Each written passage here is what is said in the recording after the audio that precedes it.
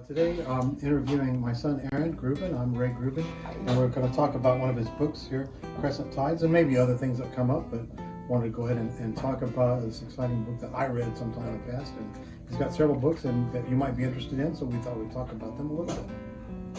Well, Aaron, what's the significance of the title of the book, Crescent Tides? That's a good question. A big theme of this book is the Crusades. So that's the whole theme of the word crescent. And this particular battle in this book is about the Battle of Lepanto, which was like towards the end of the Crusades in 1571, and it was in the Mediterranean Ocean. It was the last big oar galley battle. So that's where the word tides comes from, because of the ocean. Well, I think there's something unusual about this book. I would think it's kind of like a time-traveling veterinarian.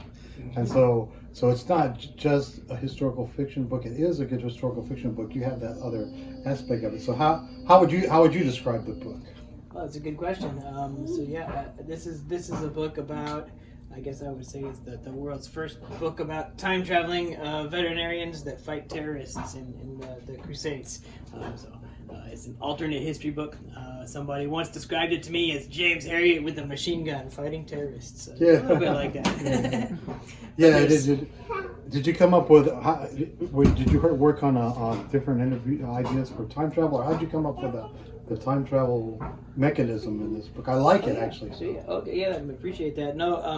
So for me, really, the most important part of the story was the alternate history aspect, where I was more interested in how history might change if you alter key events. So the time travel was just kind of a storyteller's mechanism to have a way to change history. And then I got excited about the mechanics of it. I read a book by a guy named Brian Clegg who wrote about the physics of time travel. So I read that whole book and got interested in how you might design a real working time machine if it were possible. Yeah, After the fact, I like the part how they communicate. Don't want to tell too much and give away the story, but their communication through time was really clever, and I thought that was a fun book how they can communicate from the past to people in the present. So it was fun. That was a fun part to write. I enjoyed that part. And Mr. Clegg talked a little bit about the possibility of sending radio signals through time, through like satellites, and so it made me think of real-time communication from the past to the present if you found yourself as a time traveler in 1571.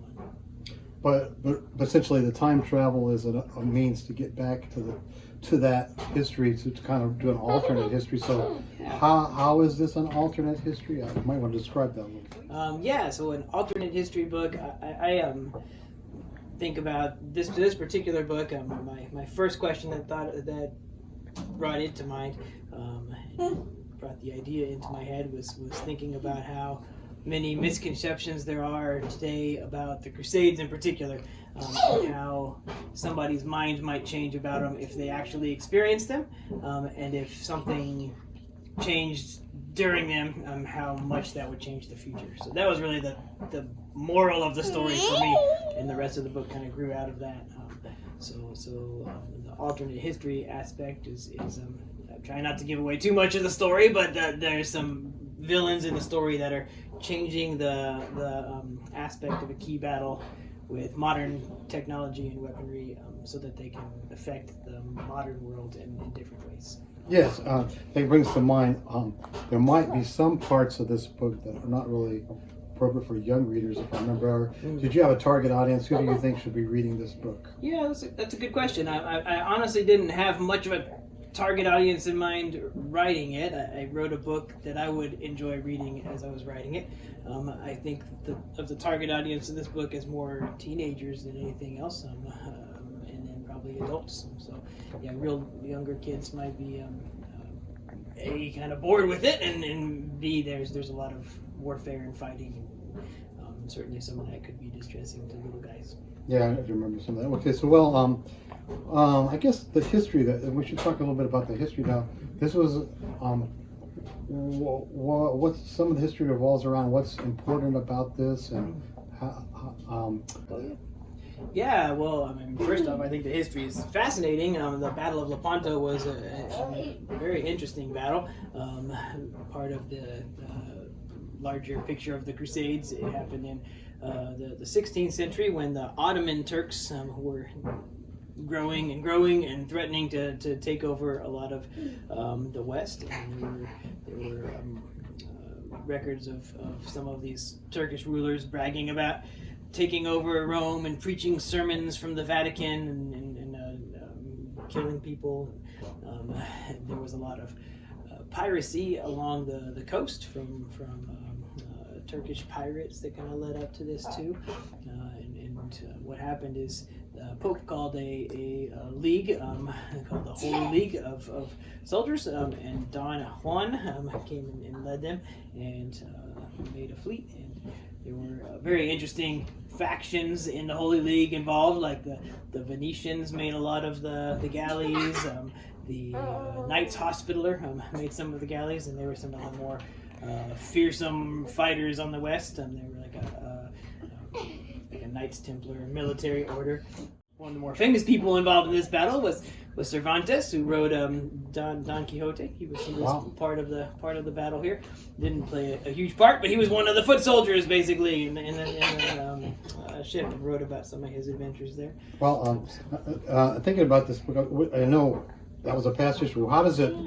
How might it relate to current events? I think it has a direct application to, and that's what's the kind of the conflict of the story is. Somebody's trying to change history in the past because it has a real effect on the present. Yeah. And that's what that's the conflict is when there's a good guy trying to change it one way, a bad guy, and then a good guy who's going to try. Or you're time-traveling veterinarians. Mm-hmm. But I'm giving away a little bit too much of the plot. I'm trying not to. That's good. But anyway, tell me something about how that affects current events, maybe. Yeah, that's a good question. So, I mean, every part of history affects current events in some way, and especially battles like this in the Crusades that were so ideological. Like we talked about before, a lot of the Ottoman Turkish motivation was to change the shape of the world and bring their more orthodox Muslim beliefs to the domain of war, and then take over the rest of the world and make it Muslim. So that was their major motivation. If they'd succeeded, then it would have changed the way we look as a society and the face of our beliefs. It would have been harder to be a Christian today.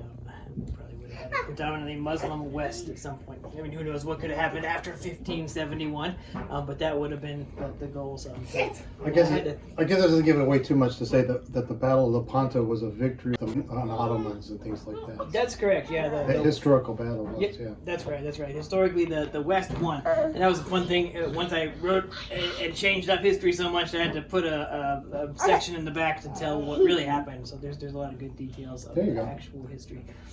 It's a pivotal battle. G.K. Chesterton wrote a real big epic poem about it. And there's still a Catholic holiday about the Battle of Lepanto. It's so important to Christianity. Well, let's see. What do you think might be one of your favorite parts of the book, or that you'd want to maybe that you like best, or you thought people might like best?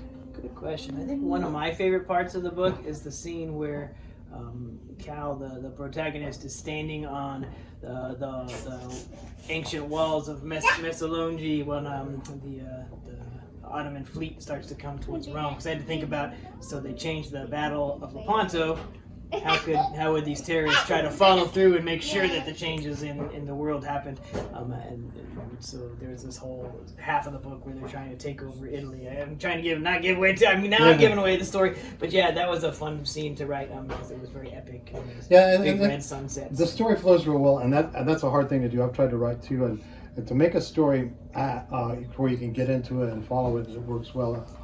You did well with this one. Do you have any pointers for readers on how other writers might be able to do that? To make the story flow. Make it believable. Oh yeah, good question. I guess my biggest tip about that would be lots and lots of editing. So it was one thing to write the book, but I've edited it over good couple of years trying to get it to flow better. Because it certainly doesn't turn out that way the first draft, and you have to keep ironing out the kinks and thinking of new ideas. That's the biggest thing, honestly. Well, I guess kind of a final question: Why would you think someone will? Why should they read your book? Why would you want them? What would they benefit? Why should they read it? Sure. Well, I think the biggest benefit is that they'll be inspired to serve Jesus more. That's really the main motive I have for all my writings. Is trying to write characters that will help inspire you to live chivalrous lives of Christian service. I think it'll help you get a fresher and more accurate perspective on an important part of history. So that's a way you can benefit. And at least realizing that eras like the Crusades are more complicated than we usually make them. Yeah. I think that's a big part I ended up convincing myself of by the time I finished writing the book. That's the very least we can say. As a comment, I think about that too. I think we look back in history and think it's all just because it happened a certain way. That's the way it had to happen, and but it could have happened lots of different ways. That's right. Okay, I think you're working on another one, aren't you? Working on another a sequel to this book. That's right. I finally have written a sequel. It's just finished its final draft, so we're almost out with Fatal Fogs, and Cal and his team are going to end up going to Victorian London to investigate the appearance of a hand grenade on Charles Dickens' desk. Yeah. Try to figure out what's going on with that. Funny as that. So there's a mystery and a whole bunch of stuff that grows out of that. And I had fun writing in that one about some of Cal's like emotional trauma from being involved in war in the previous book. So he's trying to work through some of that too. Right. All right, well, good. It's been pleasant talking about your book and your other questions like that. So hopefully some people got some things out of this that and they'll be interested in reading them. They'll enjoy reading them, I think. So, and if they have other questions, we've hopefully stirred up some questions about it. You never know. I love questions. There you go.